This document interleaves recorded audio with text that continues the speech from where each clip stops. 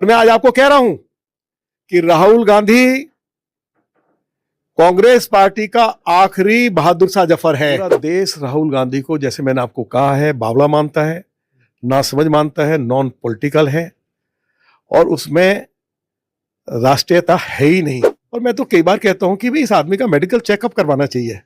इसका राहुल गांधी का ऐसी, अरे कोई ठीक ठाक व्यक्ति क्या ऐसी भाषा बोल सकता है? 2047 तक भारत को विकसित राष्ट्र बनाना है। अब उस तरफ मोदी जी तेजी से आगे बढ़ रहे हैं।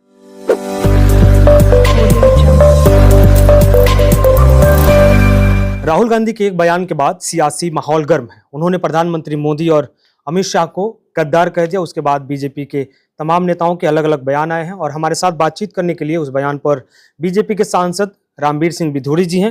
राहुल गांधी ने जब अभी प्रधानमंत्री मोदी ने एक अपील किया, उसके बाद राहुल गांधी एक स्टेटमेंट देते हैं कि देश में अगर सबसे बड़ा कोई गद्दार है, और मैं खुल के कहता हूँ, डरता नहीं हूँ, वो अमित शाह और प्रधानमंत्री मोदी है। देखिए, Rahul Gandhi leader of position है और मेरा ही नहीं बल्कि देशवासियों को ये मानना है कि राहुल गांधी पाकिस्तान और चाइना का एजेंट है।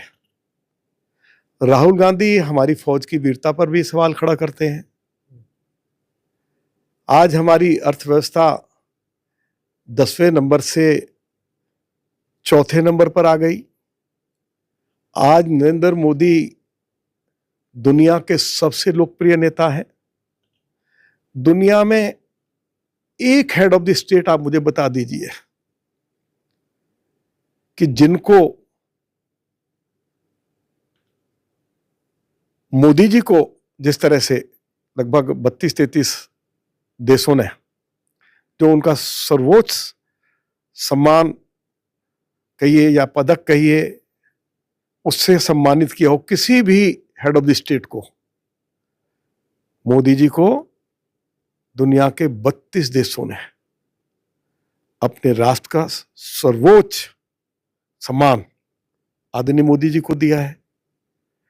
तो अब आप बताइए कि जो दुनिया मोदी जी को सबसे लोकप्रिय नेता मान रही है, अपने देश का सबसे बड़ा तगमा उनके गले में पहनाकर उस देश का प्रधानमंत्री, उस देश का राष्ट्रपति अपने आप को सम्मानित महसूस करता है, तो आप किसकी बात को पर विश्वास करेंगे? लगातार कहता है कि विदेश में आप जाते हैं, सर्वोच्च सम्मान पाते हैं, उसका फायदा क्या है? आपकी विदेश नीति कमजोर है, आप बोल नहीं पा रहे हैं, ट्रंप के सामने आप झुक गए हैं, राहुल गांधी दिख रहे हैं, आप लगातार हमला। कहता हूँ वो क्या कह रहे हैं, पूरा देश राहुल गांधी को, जैसे मैंने आपको कहा है, बावला मानता है, नासमझ मानता है, नॉन पॉलिटिकल है और उसमें राष्ट्रीयता है ही नहीं।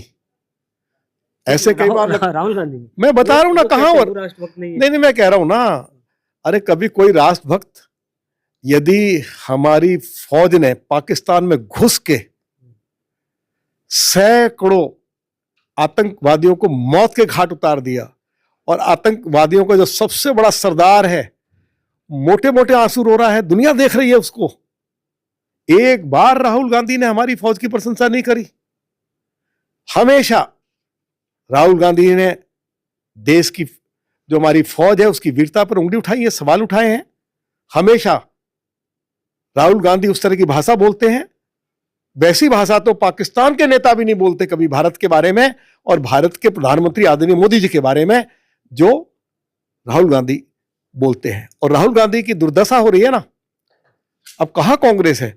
और मैं आज आपको कह रहा हूं कि राहुल गांधी कांग्रेस पार्टी का आखिरी बहादुर शाह जफर है। बहादुर शाह जफर आखिरी राहुल गांधी। जैसे मैं बता रहा हूं आपको, जब मुगल शासन था तो उसके आखिरी शासक कौन थे? बहादुर शाह जफर थे ना। इसी तरह से कांग्रेस का ये आखिरी शासक है, बहादुर शाह जफर है। ये कांग्रेस का उसके बाद क्या होगा? कुछ भी नहीं है, समाप्त होती जा रही है। कहां कांग्रेस, कैसी कांग्रेस?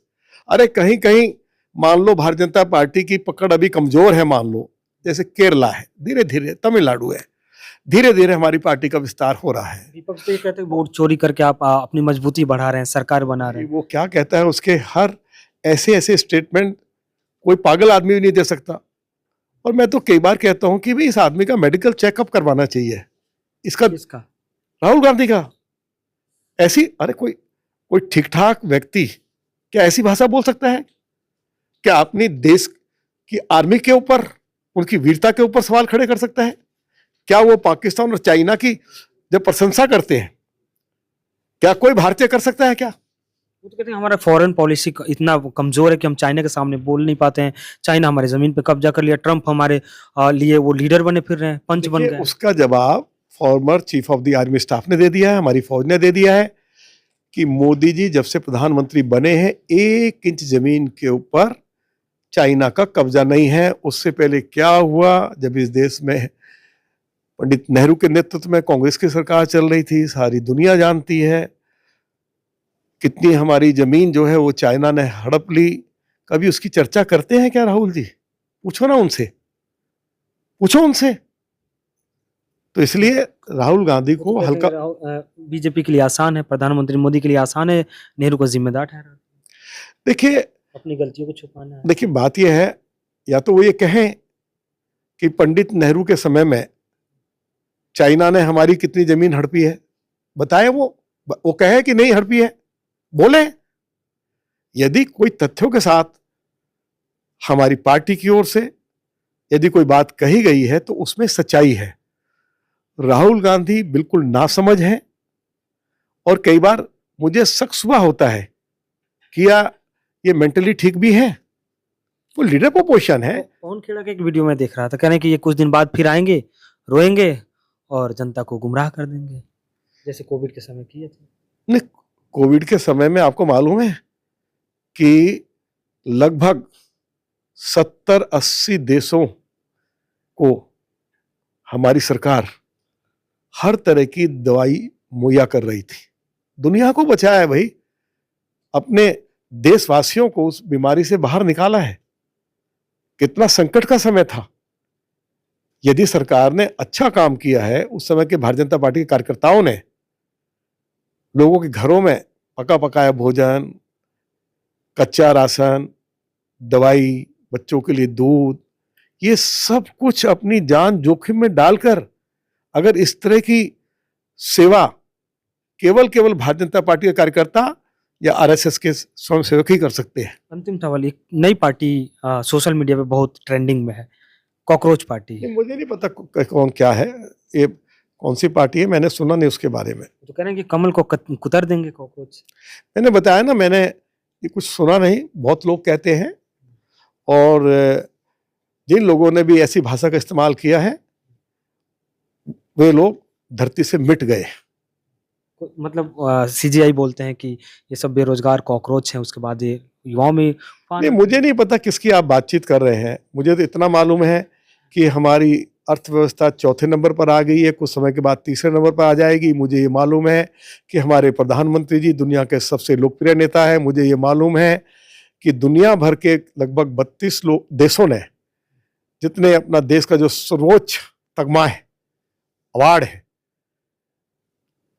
जो मोदी जी को अनेक राष्ट्रों ने दिया, इतना सम्मान आज तक किसी भी हेड ऑफ द स्टेट को ये सम्मान नहीं मिला है। कॉकरोच पार्टी को 2029 के लिए चुनौती मान रहे हैं, आप मान रहे हैं उसको? अरे भाई, हमारे सामने चुनौती क्या है? उन चुनौतियों का मुकाबला मोदी जी के नेतृत्व में किया जा रहा है। चुनौती क्या है आप देखिए ना। चुनौती है कि 2047 तक भारत को विकसित राष्ट्र बनाना है। अब उस तरफ मोदी जी तेजी से आगे बढ़ रहे हैं। अब मैं आपको यदि पूरा खाका आपके सामने रखूं तो बहुत समय लग जाएगा।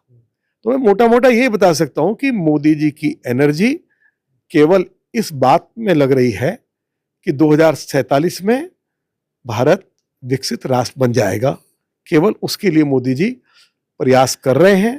पूरा देश उनके साथ है। पूरी दुनिया में जितना सम्मान आदरणीय मोदी जी को मिला है, आज तक भी किसी हेड ऑफ द स्टेट को इतना सम्मान नहीं मिला।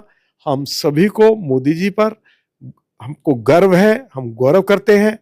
और श्री राहुल गांधी को भी जिन शब्दों का मैं इस्तेमाल कर रहा हूं उसका समर्थन करना चाहिए। उससे राहुल गांधी का कद बढ़ेगा।